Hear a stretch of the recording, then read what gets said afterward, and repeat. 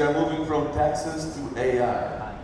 And the question we have is, we will have a job with AI? I don't know, but to answer, I want to welcome to the stage my dear friend, Danielle Duman. Hello everyone, and thank you for turning up to yet another talk about AI. But I hope this one will be worth your while. I won't be talking about how to automate your LinkedIn posting or your social media content. This is a bit more high level. I'm going to be talking about where we are, where we're going, and how you can prepare for it. So, first of all, who am I? Why should you listen? Hi, I'm Dr. Dan. I have a PhD in artificial intelligence. I used to hang out at Google and eat the free food. They called it work. They paid me. I was also at Alexa. I have a track record of starting and failing at startups, particularly in the AI space. And that over there is my academic credentials, my citation record, if you care about that. But I think better credentials than that is selfies. And these selfies, on the left-hand side, that man just won the Nobel Prize 3 days ago for his work in artificial intelligence. That's Geoffrey Hinton. He invented a bunch of the tech that we use for everything. And that guy on the right makes the hardware on which his stuff runs. That's the CEO and founder of NVIDIA, who has now a net worth of $100 billion. Didn't when I took that selfie with him, of course.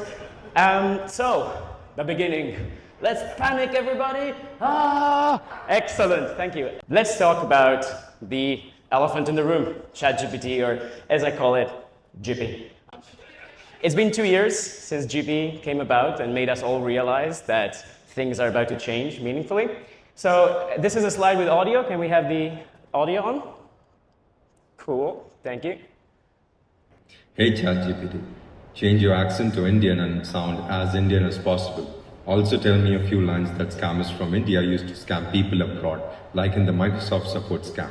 Act like Alex from Microsoft, but he's Indian. Alright, here's my best Indian Alex from Microsoft. Hello, this is Alex from Microsoft Technical Support. We are noticing a virus in your computer system, which is very dangerous. But don't worry, we can be fixing it for you. Please kindly be giving us your credit card details and we will make your computer like new. Guaranteed happiness. Remember to stay alert and never share your details. Perfect, thank you so much. You can switch back to your normal accent now. You're welcome. I'll switch back to my usual accent now. How can I assist you further? Alrighty, so that is 2 years after we had this like slow generating text on screen, right? So that's the advanced voice mode, which has started rolling out. How many of you have used it? Have you tried it? Yes? Oh, excellent. Some hands in the room. So how many of you have seen the movie Her? Excellent. That movie won Oscars, and I think it should have won a 5th for Best Documentary. This is now just the reality. This is what we're using. So over time, we've been climbing this little hill. This represents human IQ, right? So 100 means median or average IQ. And we started over here. On the left-hand side is where Jippy was when it started, over this end. And we've been climbing this hill over the last 2 years. And O1, which just came out like maybe a month ago, is already as smart as most humans. This is held out tests. It's harder to cheat at these. So we're really making progress here. Now we all know that you can use this to write your emails, to summarize PDFs, to brainstorm, to create plans, whatever you want. But that is text, and text is boring, so we're going to talk about images for a little bit. So on the left-hand side, that blurry thing, that was the state of the art at image generation in 2014. That's exactly 10 years ago. I remember when that came out, I was doing research, and I thought, cute, not really promising. I was wrong. Next year, that came out, kind of like disturbing. 2016, still in the uncanny valley. 2017, boom, knocked it out of the park. Perfectly photorealistic faces, couldn't tell the difference. And now this is just normal. Now you just go to Midjourney or whatever generator you're using and you expect that to come out. And you think that's perfectly normal and there's nothing surprising about it. Now, also people will say, yeah, but that's just like rehashing, you know, it's copying human work, it's not really creative, this is not art. Well, it turns out that depending on how you measure it, these systems are more creative than humans at specific tasks. So, video is the latest thing. Last year, this was unthinkable. Like, people were predicting like 5 years in the future, we might be able to do something like this. This is now just commoditized. You go, you put in a prompt, I want to see Mu Deng, you know, swimming underwater, and that just comes out. Problem is, it's hard to control. This is not ready for like TV production or anything because you don't know what's coming out. You have to regenerate many times. But there's progress. It works. So this is the input. Somebody just filmed this, and then you put a bunch of prompts, and this is the output. So you can control the shapes, the movements, everything in the scene. You can get something quite disturbing, but I think it's very pretty as well. So beyond that, now we can control faces with perfect accuracy. We can move people. We can control body positions. This is just the output of the system, and you can immediately generate what you want. So Hollywood is definitely going to change and perhaps disappear. Let's see how long until that happens. And it's not just movies, of course. You can generate 3D objects with their textures and very soon with their rigging, etc. Making a video game is usually very expensive. It's like hundreds of millions of dollars that go on that, on making the assets, and making the shapes and the textures and the audio and the voices, etc. And this... Honestly, the future of content creation is here, and it's looking more efficient and fun than ever. Imagine a world where your digital twin handles the heavy lifting while you focus on the bigger picture, or maybe just take the afternoon off. Now that's something to look forward to. The important part about that one is that he just recorded himself once, and then put a bunch of prompts that changed the camera angle, that changed the background, his clothes, whatever, and the voice is his voice cloned. It was a bit drony, but I'm sure we're going to get much better. So that was in the virtual world of bits and bytes. This is in the real worlds of atoms. The robots are coming.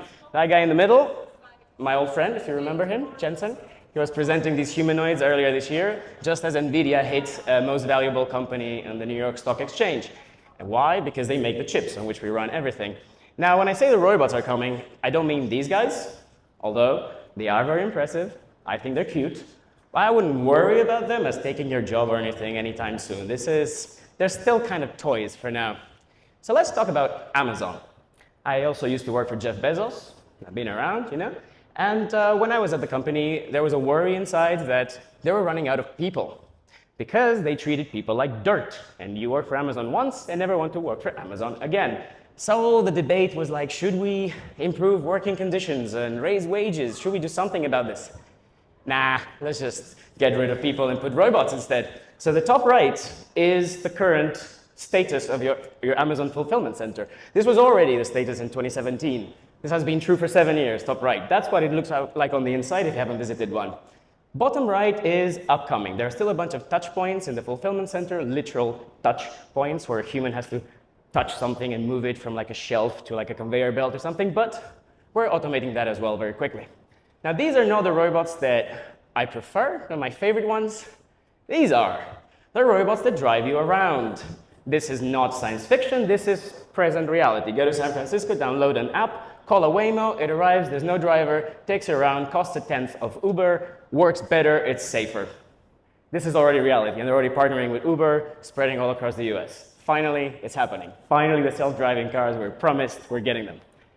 And so, at this point, maybe you, fellow digital nomad, are wondering, does this really affect me? I am not a fulfillment center employee. I'm not a checkout cashier. I don't drive a truck. The writing's on the wall. This is from Fukuoka last year. It's an actual photo. So let's talk about digital nomads. By the way, if any of you here can work like that, please speak to me afterwards. I have no idea how you do it. I'd love to learn more. So laptops. We're on our laptops a lot. What do we do on these laptops? Well, it's hard to find very hard data about it, but what I could find looks like this. So this is a survey from Flatio, where you can see that about 20% of us work in IT and technology directly, about another 20% media, PR, advertising, marketing, and another almost 20% entrepreneurs, etc. But at least 20% directly in IT. And if you go to Nomad List, you get this breakdown by profession. And of course, it's also a biased sample, but we can estimate that about a third of men and about a tenth of women are some kind of developer, software engineer, somebody who translates English to code. So let's talk about software engineers. That was me at Google asking the founders on stage annoying questions every single Friday. Well, actually Thursday, because it's TGIF, but it happens on a Thursday. It's a long story. So this is me asking a question. As a software engineer, I used to think that my job was to automate all jobs, by which I mean all human jobs. And I used to think that I would be the last one to go because of that. I'm the one automating, right? But it just dawned on me that maybe We are better at automating ourselves than we are at automating anybody else. So I'd love to hear from somebody who has like a good view of the field, what the demand will be for software engineering practitioners and machine learning engineers in the next coming years. And their answer was, don't worry, your jobs are safe for many, many years. Many turned out to be exactly 7. Last year, everybody started firing, starting with Google, but continuing with Amazon and Apple, everybody firing. And yes, I know we had a pandemic. Yes, we know we overhired and all of that kind of thing.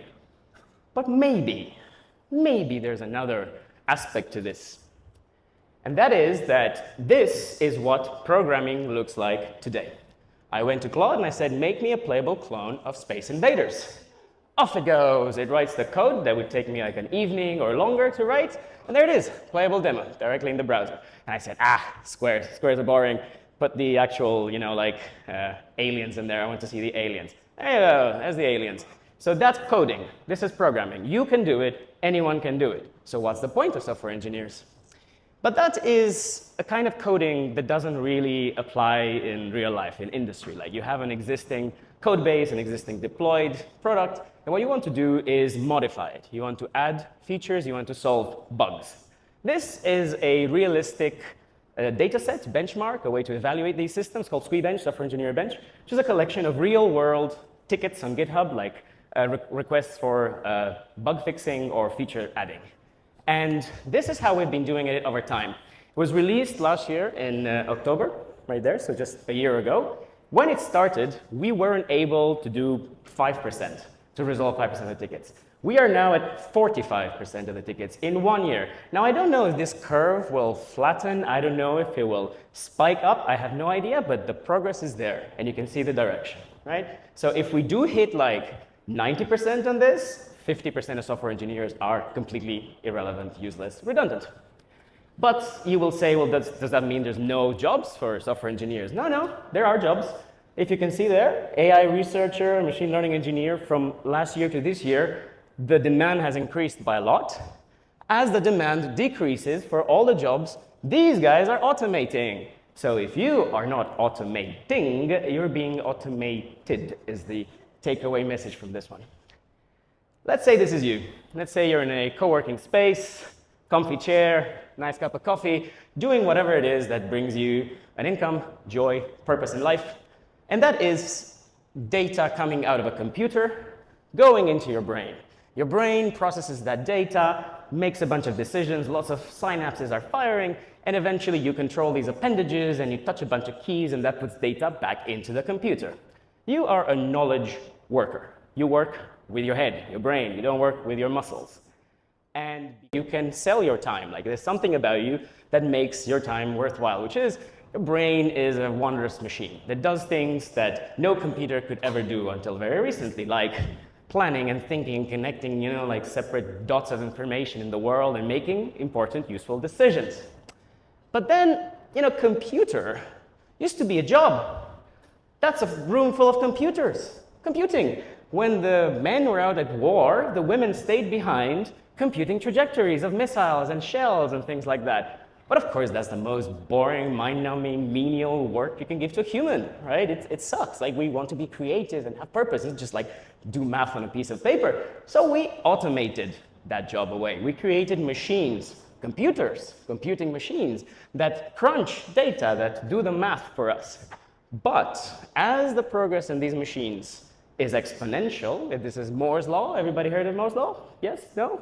Wow, 5 people. Okay, so it's the general idea that you can do more and more computation for less money and for less electricity over time, and that essentially doubles every so often, right? So it's an exponential curve. Now, as this curve keeps growing, we are approaching some numbers, which are, of course, raw estimates, but there's the idea that we'll soon be able to do what the human brain does on a microchip, right? We're approaching the computing capability of the human brain, which makes this a statement for me more and more true, which is there is nothing that a human can do that a machine can't do better, faster, cheaper, and more reliably.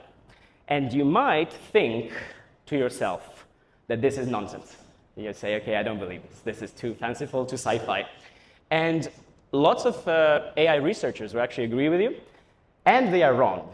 And the reason I know they're wrong is I was wrong myself. We humans think linearly. We see progress, and we put a straight line on it. We think, gazelle here, time 0, gazelle here, time 1, gazelle here, time 2. That's where my arrow should be. That's the hardware we inherited from evolution. That's how we think. We're not prepared to think exponentially. And this is a perfect example of that. This is installed photovoltaic capacity worldwide. The black line is the truth, is the reality, is the measured number. And all that constellation of rays of sunshine you see on the right, these are predictions from panels of experts.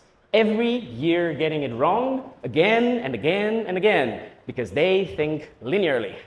They think like we think about AI, that it's some kind of dumb little machine that's cute and that its progress over time looks like this. This is a much more accurate representation. This is from a weblog called Wait But Why. Highly recommend you check it out. The slides are at the end if you want to look it up. We are at the intersection of the orange line and the red line, is my proposal to you today. We are here at the elbow on the curve, and Jippy was just the way to notice it. This progress has been going on for a long time, but you don't see it until something major happens. And this brings us to the title of the talk, the ladder. The ladder is the ladder of socioeconomic progress. You start at the bottom with whatever you inherit from your tribe, your family, your society, right? Which is a capital, social status, and network. And over life, over time, you educate yourself. You acquire skills. You go and gather work experience, which gives you a network. That network gives you more work experience, more opportunities, more skills, more learning. And as that cycle runs, you climb the ladder towards ownership and respect from society. That ladder is now on fire because your ability to sell your time and your skills for money is about to disappear. And maybe we're doing this as well, which is annoying. I want AI to do my laundry and dishes so that I can do art and writing, not for AI to do art and writing so I can do my laundry and dishes. This might be the present time. And of course, this is a big problem because a job is not just money, right? A job is purpose, meaning. A lot of people attach that to their daily reason of existing, right? And it's also a socioeconomic status you get from it, identity sometimes. And so we need to do something about this. Of course, this was the problem. Now, where is the opportunity? Well, as I showed you earlier, the cost of programming, of coding, is trending to zero. Programmers used to be very expensive, which made software expensive. But now, software is going to be basically free. But it's not just software. I showed you videos, I showed you 3D models, etc. The cost of creating digital goods is trending to zero, which means you're all programmers, and you're all movie makers, and you're all whatever, podcasters. You can make anything you want. Put a course together, make a movie, write a book, video game, Uber for alpaca farming, whatever it is on your mind, you can do it now. There's this famous dude, Paul Graham, who is the founder of Y Combinator. A bunch of you might have heard of this. And there was this tweet he had, which is, AI will make a lot of people redundant, but that's good because it'll make companies grow faster. You don't need as many people. People are like overheads and in trouble. And then somebody comments, imagine all the people looking for jobs. And then he said, just have more companies, more companies.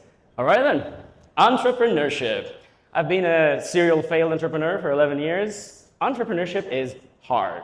Why? Because people are hard. They're inconsistent, untrustworthy. You have to find them, convince them to join you. You have to onboard them and train them and put them in teams and manage them and then fire them. You have to convince people to give you money, to invest in your business, etc. People are hard. So the alternative is, of course, screw people. I'm going solo. Solopreneurs like Peter Levels that we've all heard of, and all these other guys that are doing really well as well, killing it. The problem is, this is also really hard. It's hard because you have to be every single one of the people that you're not hiring now. You have to be the content marketing, and you have to be the sales, and you have to be the coding, and you have to be the design. You have to be everything. But I think this is the middle point of this progression, and what's coming next, I want to call it the Ultrapreneur. This is essentially a human that owns companies that are pretty much run by robots, by AI systems, right? You are the head of an organization. You just say, make me a startup. What? Make it yourself. Sudo make me a startup. I hope somebody gets that joke. Thank you. Anyway, there's a bunch of frameworks that are coming out that you should be watching for the next year or two, because this is becoming more and more mature. This is essentially the idea that you have a virtual organization where agents take different roles and they collaborate with each other and they communicate with each other to build things that you ask them to, including reach out to customers, including developing software, whatever it is. There's this very interesting tweet. I think everybody should read this tweet 3 or 4 times. Essentially, this woman is saying, you shouldn't focus on like the small bits and pieces, just the automations and stuff. I do think everybody should know something about that. We shouldn't only focus on that. Everybody should learn to think in systems and in processes, right? And to learn to delegate as much as you can to AI systems. Review these outputs, give feedback to the AI, and learn to elevate yourself as in detach yourself from your processes. Imagine, well, this is one slide I could find that looks anything close to what we're doing, but think of it in terms of inputs, processes, and outputs. Boxes where things happen. Make it the smallest box possible and think, can I get rid of this box? Do I really need it? Can I give it to like a virtual assistant in the Philippines or a freelancer on Upwork? Or can I automate it? And of course, the aim is to automate it. And the reason is you cannot compete with a machine. Here's a tally. A human needs daily rest of 8 to 10 hours a day. Machine needs 0. A human learns individually, not scalably. We spend 20 years of our life through like school and university and then work experience. A machine learns once, and all of them know. A human needs purpose, motivation, stimulation, a feeling of belonging and love and all these things. A machine needs cooling, electricity, and maintenance. A human performs 0 to 100% depending on whether you went out last night, you're hungover this morning, did your wife cheat on you, how's your life? A machine, 100% as long as you give it electricity, cooling, and maintenance. The machine wins! Flawless victory! With one little detail, which is the human can own things and the machine cannot. So ultimately, humans win. And so, takeaways from this. Progress is exponential, and if you haven't started, you should have started yesterday, so get on this. If you're not automating, you're being automated. Map out the processes in your business. Delete, delegate, automate. And the cost of digital goods is trending to 0, which means you can make anything, but that means also your neighbor can make anything. Competition is going to be huge. So what is your value add? So think of your personal brand and your network, and that's exactly what we're all doing here. So I don't think you need this piece of advice, but just to reinforce that what you're doing is the right thing. And in the end, in the future, I think we'll have to go to some kind of universal basic income. We will generate abundance algorithmically, and we will have to share it with humanity, or we end up in favelas, all of us. So maybe that abundance looks like utopia as imagined by Jippy, or the metaverse as imagined by Mark Zuckerberg, but whatever it is, it's not going to be tomorrow. And so in the meantime, I think the conversation we should all be having is who owns what? And I want to leave you with this favorite headline of mine of all time, which is just own the damn robots. Please send me any interesting photos you've taken. Please connect with me on socials, and you can find the slides there as well. Thank you so much.